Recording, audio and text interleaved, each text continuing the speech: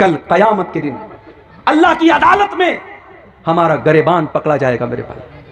अल्लाह के प्यारे नबी हमारा गरेबान पकड़ेंगे और कहेंगे वक़ाल रसूल या रब्बी इन कौम इत्तखज़ू हाज़ल कुरान महजूरा। अल्लाह के रसूल कहेंगे आय अल्लाह मेरी कौम ने कुरान को छोड़ दिया था, आय अल्लाह मेरी कौम कुरान को नहीं पढ़ती थी। मोबाइल पर मैं व्हाट्सएप का मैसेज तो 50 बार चेक करती थी, मोबाइल पर मैसेज तो 50 बार चेक करती थी, आय अल्लाह तेरा मैसेज ये कभी खोल करके नहीं देखते थे। आधा घंटा के लिए सुबह दुकान खोलने जाते हो, आधा घंटा बैठ के तिलावत करो। सुबह नौकरी पे जा रहे हो, जाने के पहले 15 मिनट कुरान की तिलावत कर लो मेरे भाई। दिन भर फुर्सत नहीं मिलती, रात में आओ खाना खाओ, आज तो मोबाइल पर भी कुरान मौजूद है, मोबाइल पर 10 मिनट का टाइम निकालो, थोड़ा सा कुरान पढ़ दो, थोड़ा सा तर्जमा पढ़ दो। वलक़द यस्सरनल कुरान लिज़्ज़िक्रि फ़हल मिन मुद्दकिर। हमने इस कुरान को आसान बनाया है याद करने के लिए, हमने इस कुरान को आसान बनाया है नसीहत हासिल करने के लिए, हमने इस कुरान को आसान बनाया है समझने के लिए। फ़हल मिन मुद्दकिर, क्या है कोई कुरान को समझने वाला, क्या है कोई कुरान से सबक हासिल करने वाला? तो ये उम्मत कुरान से दूर है, ये उम्मत नमाज से भी दूर है। मस्जिद के लिए जलसा हो रहा है, मस्जिद बन भी जाएगी इंशाअल्लाह, मगर आज मस्जिदों का हाल क्या है? जलसे में आ रहे हैं 1000 लोग, फजर तक सब गांव में रहते भी हैं, लेकिन फजर की नमाज में कितने लोग मिलेंगे? 20 लोग, 25 लोग, 10 लोग, 15 लोग। मस्जिद तो बना ली शब भर में ईमा की हरारत वालों ने, मन अपना पुराना पापी था बरसों में नमाजी बन न सका। यह उम्मत नमाज से भी दूर है, यह उम्मत अपने नबी की सुन्नत से भी दूर है। नमाज पढ़ रही है, कैसे पढ़ रही है? जैसे बाप दादा पढ़ते थे। कोई सीने पर हाथ बांध रहा है, कोई नीचे बांध रहा है, कोई नाप पर बांध रहा है। यह जानने की कोशिश नहीं कि नबी का तरीका क्या था। यह उम्मत सुन्नत से दूर है, और इसीलिए आज इस उम्मत के अंदर तरह तरह का इख्तिलाफ है। इतना इख्तिलाफ है, इतना इख्तिलाफ है कि रबीउल अव्वल का महीना आया, एक बड़ा बैनर मैंने देखा सोशल मीडिया के ऊपर, फेसबुक के ऊपर, बैनर पे लिखा था वहाबी और साथ में गाली लिखी थी, वहाबी के नाम के साथ गाली लिखी थी। इतनी नफरत है। शादी के कार्ड में, बाकायदा शादी के कार्ड में छापा जाता है ये शादी फला फला मसलक की है, इसमें फला फला मसलक के लोग ना आए। एक शादी का वीडियो आया मेरे बनारस शहर का कि शादी हो रही है, बारात निकल रही है, और बारात में ऐलान हो रहा है लाउड स्पीकर में कि इस बारात में जितने वहाबी हैं और जितने देवबंदी हैं वो चले जाएं, वरना उनको मार के भगाया जाएगा। कितनी मस्जिदें हैं, मस्जिदों के बाहर लिखा हुआ है ये मस्जिद फला फला मसलक की है, इसमें फला फला मसलक के लोग ना आए। क्या मेरे नबी की तालीम है? मेरे नबी की ये तालीम नहीं हो सकती। मेरे नबी का हाल तो ये कि मस्जिद में एक देहाती आता है, एक अरबी आता है, और जहां पर नमाज पढ़ी जाती है वहां पर वो खड़ा होकर के पेशाब करने लगता है। सहाबे किराम उसको मारने के लिए दौड़ते हैं। अल्लाह के नबी अपने सहाबा से कहते हैं ला तज़रिमू, रुक जाओ, उसे पेशाब कर लेने दो। अगर तुम उसको रोकने की कोशिश करोगे वो इधर उधर जाएगा और पेशाब और फैल जाएगी। उसको पेशाब कर लेने दो, उसको मत रोको। जब वो पेशाब कर चुका, अल्लाह के नबी ने अपने पास बुलाया, बड़े प्रेम से कहा, बड़ी मोहब्बत से कहा, बड़े प्यार से कहा इन्ना हाज़िहिल मसाजिद ला तस्लुहु लिहाज़ा। मेरे भाई ये मस्जिद है, ये पेशाब करने की जगह नहीं है, ये गंदगी करने की जगह नहीं है। इन्नमा हिया लिज़िक्रिल्लाहि वस्सलाह, मस्जिद तो अल्लाह का जिक्र करने की जगह है, मस्जिद तो नमाज पढ़ने की जगह है। मेरे भाई ये पेशाब पाखाना करने की जगह नहीं है। देहाती को बात समझ में आ गई, वो चला गया। अभी अल्लाह के नबी ने इतने पर बस नहीं किया, पानी का बकेट मंगाया, पानी की बाल्टी मंगाई, पेशाब को साफ करवाया, और जब पेशाब साफ कर दी गई आपने अपने सहाबा को बुलाया और कहा कि ऐ मेरे सहाबा, जब वो पेशाब कर रहा था तुम इतने जज्बात में क्यों आ गए थे? इन्नमा बुइस्तुम मुयस्सिरीना वलम तुबासु मुअस्सिरीना। ऐ मेरे सहाबा, तुम्हें दुनिया में आसानी पैदा करने के लिए भेजा गया है, तुम्हें परेशानी पैदा करने के लिए नहीं भेजा गया है। तुम्हारा काम दुनिया में आसानी पैदा करना है, तुम्हारा काम दुनिया में परेशानी पैदा करना नहीं है। ये मुसलमान की, ये नबी की तालीम ये है मेरे भाई। आज नबी का चाहने वाला मसलकों के नाम पर बटा हुआ है। क्यों बटा है? क्योंकि हमने अल्लाह की रस्सी को छोड़ दिया है। वातसिमू बिहब्लिल्लाहि जमीआ, ऐ मुसलमानों तुम अल्लाह की रस्सी को मिलकर के थाम लो। वला तफर्रकू, और आपस में फिरकों में न बंटो। वज़कुरू नेमतल्लाहि अलैकुम इज़ कुंतुम आदा, और याद करो अल्लाह के एहसान को जब तुम एक दूसरे के खून के प्यासे थे, अल्लाह ने अपने नबी को भेज करके तुम्हें भाई भाई बना दिया। फासबातुम बिनेमतिही इख्वाना, और तुम अल्लाह के एहसान से भाई भाई बन गए। इस्लाम ने हमें भाई भाई बनाया है मेरे भाई। आप बिहार के, मैं यूपी का हूं, आपकी बरादरी अलग है, मेरी बरादरी अलग है, लेकिन आपके दिल का दर्द मेरा दर्द होना चाहिए, मेरी तकलीफ आपकी तकलीफ होनी चाहिए। दुनिया के किसी कोने के मुसलमान को अगर तकलीफ पहुंचे तो दुनिया के दूसरे मुसलमानों को उस तकलीफ का एहसास होना चाहिए। अल्लाह के प्यारे नबी फरमाते हैं मसलुल मोमिनीना फी तवाद्दिहिम व तआतुफिहिम व तराहुमिहिम कमसलिल जसदिल वाहिद। ऐ मुसलमानों तुम एक दूसरे के इतने हमदर्द बनो, इतनी मोहब्बत करो एक दूसरे से। कमसलिल जसदिल वाहिद, जैसे इंसान का शरीर होता है, इज़िश्तका मिन्हु उज़्वुन तदाअ लहु साइरुल जसद बिस्सारि वल हुम्मा, अगर बदन के अंदर कहीं पर भी तकलीफ होती है पूरा बदन बेचैन हो जाता है, पूरा शरीर बेचैन हो जाता है। ऐ मुसलमानों तुम एक दूसरे के इतने हमदर्द बनो, इतनी मोहब्बत करने वाले बनो। आज हमारी सफों में इत्तेहाद नहीं है, नफरत करते हैं लोग एक दूसरे से, एक दूसरे को काफिर समझते हैं। एक मसलक का मुसलमान इंतकाल कर गया, दूसरे मसलक के मुसलमान ने जनाजे की नमाज पढ़ा दी, फतवा आ गया कि जितने लोगों ने जनाजे की नमाज पढ़ी है सबका निकाह टूट गया। मीडिया में खबर आ गई, मीडिया ने मजाक उड़ाया हमारा। आज मीडिया वालों को भी पता चल चुका है मुसलमानों में कितने फिरके हैं, कितना इख्तिलाफ है। अल्लाह के वास्ते होश के नाखुन लो। आज एक मसलक का मुसलमान गिरफ्तार होता है, उसको फंसाया जाता है, उसके खिलाफ साजिश की जाती है।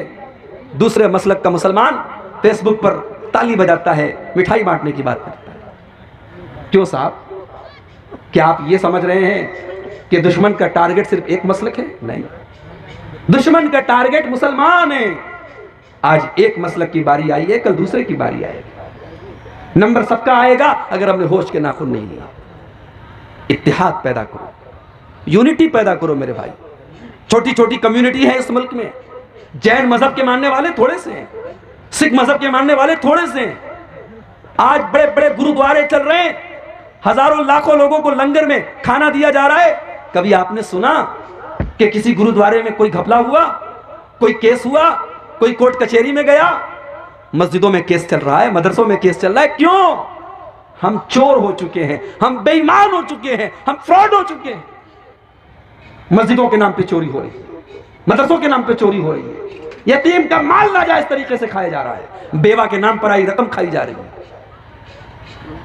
ये उम्मत ऐसे ही परेशान नहीं है मेरे भाई, बड़े मसले हैं इस उम्मत के। हमने क्या समझा? दाढ़ी रख ली, नमाजी हो गए, माथे पर सजदे का निशान है, दीनदार हो गए। बहुत अच्छी बात है, नमाज बहुत जरूरी है, दाढ़ी भी बहुत जरूरी है, सजदे का निशान है, बहुत अच्छी बात है। मगर माफ कीजिए, ये सारी चीजें काफी नहीं है। आपका अखलाक कैसा है, आपका बिहेवियर कैसा है, पड़ोसी को तकलीफ तो नहीं पहुंचा रहे हैं आप। अल्लाह के प्यारे नबी अल्लाह की कसम खा करके 3 बार अल्लाह की कसम खा करके कहते हैं वल्लाहि ला युमिन, वल्लाहि ला युमिन, वल्लाहि ला युमिन। अल्लाह की कसम, वो मोमिन नहीं, वो मोमिन नहीं, वो मोमिन नहीं। पूछा गया कौन है अल्लाह के नबी? आपने फरमाया मल्ला या मन जारुहु बवाइकहु, जिसका पड़ोसी उससे महफूज ना हो, उससे सुरक्षित ना हो, जो पड़ोसी को तकलीफ पहुंचाता हो। अल्लाह के प्यारे नबी फरमाते हैं मा मिन शैइन युदअ फिल मीज़ानी अस्क़ल मिन हुस्निल खुलुक़ी। क़यामत के दिन अल्लाह के तराजू पर सबसे भारी चीज अगर कोई होगी तो बेहतरीन अखलाक होंगे, अच्छे अखलाक होंगे। अखलाक को अच्छा बनाओ मेरे भाई। भारत में आज भी लोग कुरान नहीं पढ़ते, लोग हदीस नहीं पढ़ते, लोगों ने नबी की सीरत को भी नहीं पढ़ा, लोग हमें और आपको पढ़ते हैं। आप ट्रेन पे सफर करते हैं, लोग आप पर खास नजर रखते हैं। मुसलमान कैसा करता है? आप सीट पर बैठे हैं, कोई बुढ़िया औरत आ गई, आप अपनी सीट खाली कर दीजिए, उसको बिठा लीजिए। कोई प्रेग्नेंट औरत आ गई, आप खड़े हो जाइए, कहिए बैठ जाइए। कोई बूढ़े बुजुर्ग नजर आ गए, चाचा आइए आप बैठ जाइए। रास्ते में आप जा रहे हैं, कोई बूढ़ा जा रहा है लाठी लेकर के, सड़क के उस पार उसको जाना है, आपको जल्दी भी है, कहीं काम है, लेकिन आपने हाथ पकड़ा, चाचा आइए मैं आपको सड़क पार करा देता हूं। ये अखलाक है मेरे भाई। इसका जो असर पड़ेगा सामने वाले के दिल पर, वो आपकी किताबों का नहीं पड़ेगा, वो आपकी तकरीरों का नहीं पड़ेगा, आपके अखलाक का दिल पर असर पड़ेगा। और यही काम किया था जनाब मोहम्मद रसूलुल्लाह सल्लल्लाहु अलैहि वसल्लम। जालिम से लिया जुल्म का बदला न किसी वक्त, जालिम से लिया जुल्म का बदला न किसी वक्त, मारा भी तो अखलाक की तलवार से मारा। मेरे नबी ने तो किसी से बदला भी नहीं लिया। जिन लोगों ने नमाज की हालत में आपकी गर्दन में चादर डाल करके आपका गला दबाने की कोशिश की थी, जिन लोगों ने आपके ऊपर नमाज की हालत में ऊँटने की बच्चादानी ला करके रख दी थी, जिन लोगों ने आपकी बेटी ज़ैनब के ऊपर हमला करके उनको मौत के घाट उतार दिया था, जिन लोगों ने आपको आपके वतन से निकलने पर मजबूर कर दिया था, जिन लोगों ने ताइफ में आप पर पत्थर बरसाए थे, अल्लाह के नबी ने किसी से भी बदला नहीं लिया। और जब बदला लेने का मौका आया, मक्का वाले लाइन से आपके सामने खड़े हैं, आप बदला ले सकते हैं, आप सबकी गर्दन मार सकते हैं। आपने फरमाया ला तसरीबा अलैकुम अल-यौम इज़हबू अंतुम तुलका, ऐ मक्का वालों जाओ तुम सबके सब आजाद हो, मोहम्मदुर रसूलुल्लाह किसी से इंतकाम न लेंगे, किसी से बदला नहीं लेंगे। आज अखलाक से हम दूर हैं मेरे भाई। आज हमारा अखलाक अपने पड़ोसी के साथ कैसा है, अपने बच्चों के साथ हमारा अखलाक कैसा है, अपनी बीवी के साथ हमारा अखलाक कैसा है। जानते हो, इंसान के अखलाक की परीक्षा होती है उसके घर में। इंसान जमाने के लिए अच्छा हो, अपने घर वालों के लिए अगर अच्छा नहीं है तो वो अच्छा नहीं है। इसीलिए अल्लाह के प्यारे नबी फरमाते हैं खैरुकुम खैरुकुम li ahlihi व अना खैरुकुम li ahली।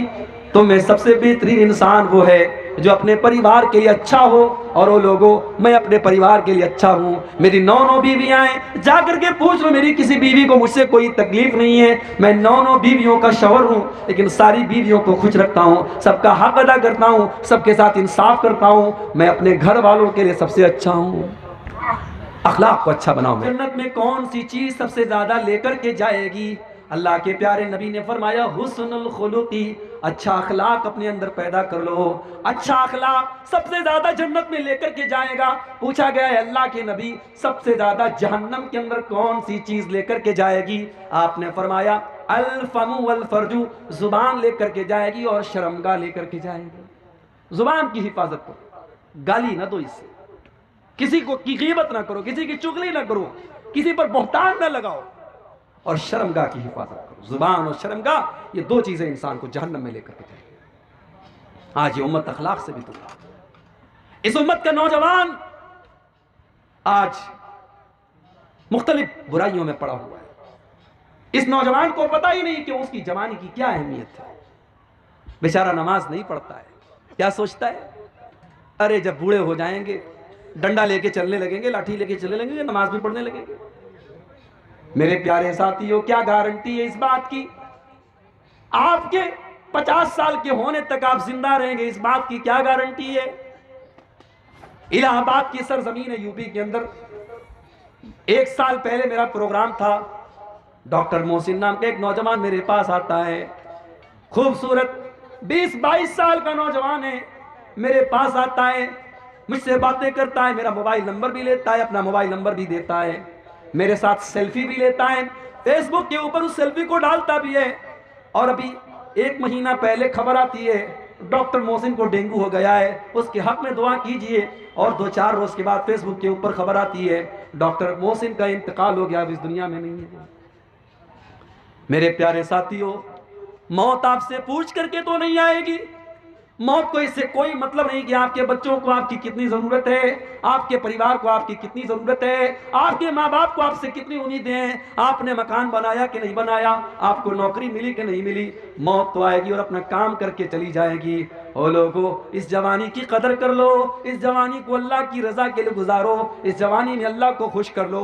नमाज की पाबंदी जवानी में करो, अपने चेहरे को दाढ़ी से जवानी में सजा लो, अपने माथे को सजदे के निशान से जवानी में में सजा लो।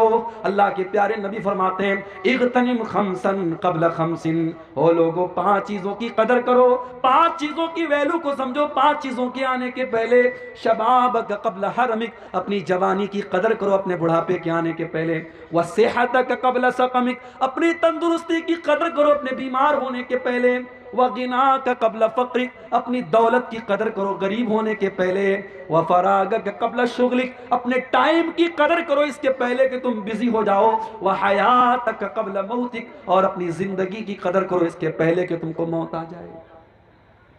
कदर करो अपनी जवानी की। जवानी का सजदा, जवानी की इबादत अल्लाह को बहुत पसंद है। कल क़यामत का दिन होगा, अल्लाह की बारगाह में कोई भी गर्मी से बचने वाला नहीं होगा। सूरज 1 मील की दूरी पर होगा। अल्लाह ताला अपने कुछ खुशनसीब बंदों को अपने अर्श का साया देगा।